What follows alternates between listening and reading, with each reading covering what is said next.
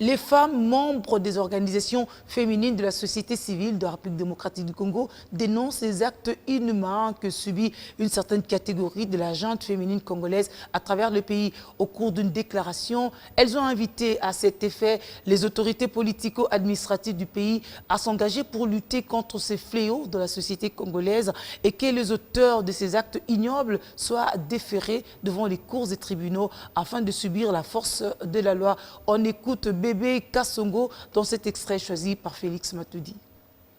Les organisations féminines de la société civile regroupées au sein du Fonds pour les femmes congolaises, en sigle FFC, recommandent ce qui suit.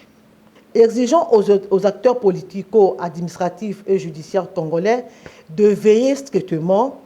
à l'application de lois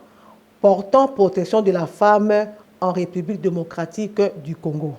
Que les auteurs de ces infractions soient déférés devant le cours et tribunaux compétents pour être jugés en audience publique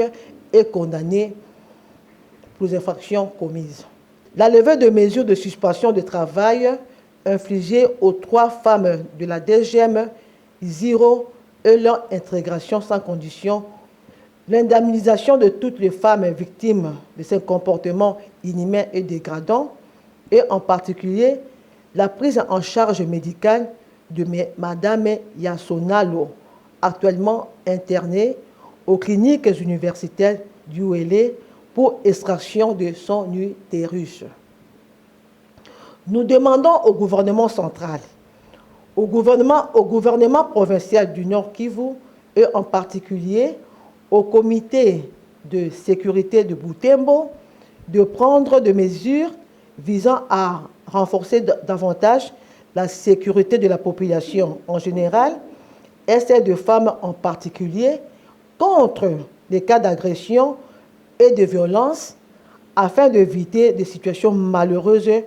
comme le cas de la journaliste Alice Kapisa à Butembo, le cas de mademoiselle Lisombo Poso, tamponnée par l'acteur Mokia Gabriel, et la petite fille mineure de 13 ans violée par ses collègues de classe. Aussi, l'implication du chef de l'État en tant que garant de la nation s'avère très important pour résoudre les problèmes relatifs aux violences faites aux femmes en République démocratique du Congo.